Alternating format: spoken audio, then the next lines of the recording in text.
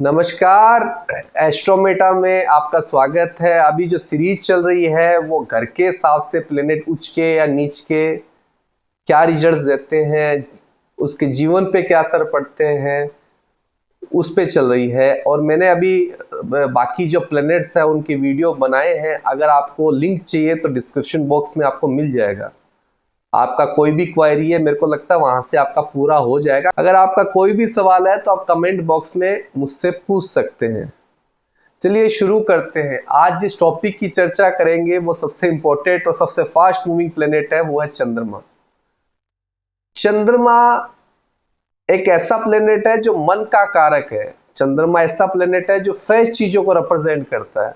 चंद्रमा एक ऐसा प्लेनेट है जो हमारी भावनाओं को बहुत इंपॉर्टेंट रोल प्ले करता है। जिनका चंद्रमा खराब होता है हमेशा वो डिप्रेशन और एंग्जाइटी में रहते हैं, और जिनका चंद्रमा अच्छा होते हैं वो हमेशा चेहरे पे मुस्कान लिए होते हैं। अगर आप इसका बहुत अच्छा एग्जाम्पल देखना चाहते हो तो कृष्ण भगवान का चेहरा देख सकते हैं। हजार प्रॉब्लम होने के बाद भी वो हमेशा एक हल्की सी मुस्कान उनके चेहरे पे रहती थी। तो आइए शुरू करते हैं। चंद्रमा को सेकेंड हाउस यानी वृषभ राशि में उच्च का माना गया है और वृश्चिक राशि में नीच का माना गया है।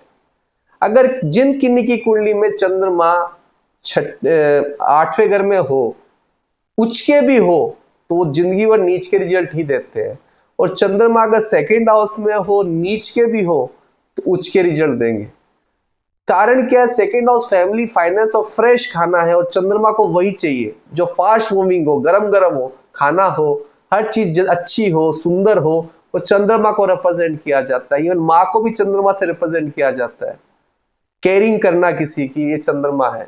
जिन किन्नी की कुंडली में सेकेंड हाउस में अगर चंद्रमा बैठा है तो ये मान लीजिए वो खानदान का चिराग है। अब डिपेंड करता है कि उस जिस राशि में चंद्रमा बैठा है उसका राशि का मालिक कैसे बैठा है। मान लीजिए किसी का सेकेंड हाउस में चंद्रमा है, मिथुन राशि में बैठा, और मिथुन राशि का मालिक उच्च का हो गया है, तो ये ध्यान रखिएगा ये चंद्रमा बहुत बड़ा राजयोग देगा, बहुत बड़ी फैमिली, बहुत अच्छा खाना, सुंदरता, खुशियां, सब कुछ देगा। वहीं पे जिंदगी भर आपको चंद्रमा के उच्च के रिजल्ट ही मिलेंगे। वहीं पे चंद्रमा 8वें घर में है और उसका डिपॉजिटर अच्छा बैठा है तो बहुत अच्छा है। उस डिपॉजिटर की दशा में बहुत अच्छे रिजल्ट मिलेंगे। मगर 8वें घर की चंद्रमा जिंदगी भर के लिए बुरे रिजल्ट देता है और नीच का है। दशा जिंदगी भर आपको इमोशनल लेवल पे डिस्टरबेंस आएगा। आपको मातृभूमि से लेके, मदर से लेके इश्यूज आएंगे। तो अब ये समझना है कि इसका रेमेडी कैसे किया जाए। चंद्रमा की सबसे अच्छी रेमेडी मैं बताता हूं आपको। अगर आपका 8वें घर में चंद्रमा है, चंद्रमा मेलिफिक्स प्लेनेट के साथ में बैठा है, और चौथे घर में भी चंद्रमा है, तो सबसे अच्छा है भगवान शिव की डेली पूजा कीजिए। डेली उनके ऊपर कच्चा दूध, पानी और शहद मिला के चढ़ाइए। एक रेमेडी और सबसे अच्छी मानी जाती है कि सुबह जल्दी उठिए, उठते ही नहा लीजिए। अच्छे चंद्रमा वाले की एक खास बात आप देखिएगा, सुबह उठते हैं, फटाफट फ्रेश होते हैं और नहा के अपना काम करने लग जाते हैं नाश्ता करके। ये अच्छा चंद्रमा करने का रेमेडी भी है, और ये अच्छा चंद्रमा जिन लोगों के होता है उनको ऐसे ही लगता है। और जिन किन्हीं के 8वें घर में चंद्रमा, उठते हैं, गीजर ऑन करते हैं, गर्म पानी करते हैं, फिर टाइम वेस्ट करते हैं।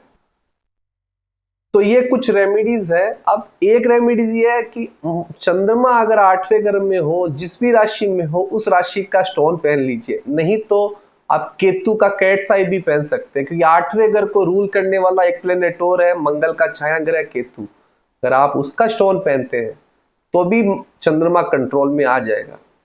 या फिर चंद्रमा जिस भी राशि में 8वें घर में हो उसका स्टोन पहनिए। ये हो गया रिजल्ट, ये हो गया सोल्यूशन। अब आते हैं कि चंद्रमा 8वें घर में होने से बुरा चीज क्या है। सबसे बुरा चीज तो यही है कि आप हमेशा एंजाइटी में रहेंगे। आप किसी के लिए भावना ही व्यक्त नहीं कर पाएंगे। आप कहते ना ये आदमी बहुत क्रूअल है, इसको फर्क नहीं पड़ता, इसको दर्द नहीं होता। ये चंद्रमा 8 वालों के साथ ही होता है, 8वें घर में होता है। बीपीएचएस भी यही बोलता है, चंद्रमा 8वें घर में नीच का है।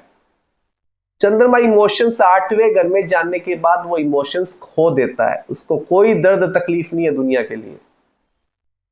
और वहीं चंद्रमा सेकंड हाउस में होता है, वो सबके बारे में सोचता है, फैमिली के बारे में सोचता है, अच्छा खाना, अच्छी सोच, अच्छे विचार, तो ये होता है इसका रिजल्ट।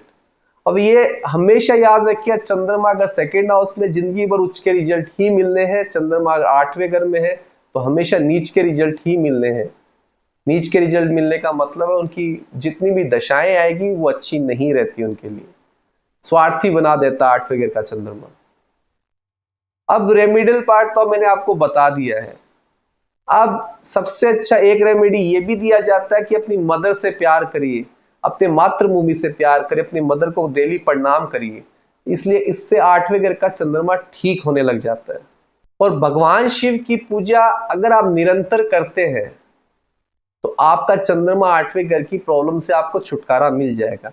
अब आ जाते हैं नेक्स्ट टॉपिक, D9 चार्ट। मान लीजिए किसी का चंद्रमा नवाश लगन कुंडली में 8वें घर में है और नवाश कुंडली में वो सेकेंड हाउस में आ गया, तो आप यही मानिएगा कि उच्च के रिजल्ट ही देगा।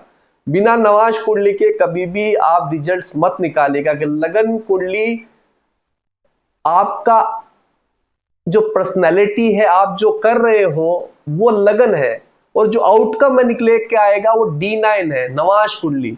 तो नवाश कुंडली को जरूर देखना है, बार बार देखना। आप कोई भी प्रेडिक्शन लेने से पहले नवाश कुंडली को इंक्लूड जरूर करिए, पर लगन कुंडली देखना भी बहुत जरूरी है। तो सबसे पहले आप याद रखिए कि लगन कुंडली में 8वें घर में और नवाश कुंडली में जाके दूसरे घर में बैठ गया तो हाउस वाइफ चंद्रमा जिंदगी भर अच्छे रिजल्ट देगा। इसीलिए थोड़ा सा मिसअंडरस्टैंडिंग या मिसकम्युनिकेशन हो जाता है लोगों के बीच में कि वो बताना चाह रहे हैं कि नहीं मेरे साथ तो ऐसा नहीं हुआ। अरे आपके साथ नहीं हुआ, आपका नवाश कुंडली तो कुछ बोल रहा होगा ना कि मेरा नीच का है घर के हिसाब से, मेरे साथ तो ऐसा नहीं हुआ। पर आप ये भी देखिए नवाश कुंडली में जाके प्लेनेट कहां बैठ रहा है। आप कोई भी स्टेटमेंट देखिए, एस्ट्रोलॉजी में कोई भी स्टेटमेंट शॉर्ट नहीं होता। जैसे आज के सोशल साइट में 30 सेकंड का एक वीडियो बना के बोल देते हैं ऐसा 4th हाउस स्ट्रांग होने से ये होता है, ऐसा नहीं होता है। एस्ट्रोलॉजी को पूरा एनालिसिस, कुंडली को पूरा एनालिसिस किए बिना कभी भी प्रिडिक्शन नहीं दी जाती। इसीलिए D9 चार्ट, D10 चार्ट, बाकी जो डिविजनल चार्ट बने हैं उन चीजों के लिए। होप सो मेरा वीडियो आपको बहुत अच्छा लगा होगा। अच्छा लगा तो लाइक, सब्सक्राइब एंड शेयर करिएगा। अगर आपका कोई भी सवाल आप कमेंट बॉक्स में मुझसे पूछ सकते हैं।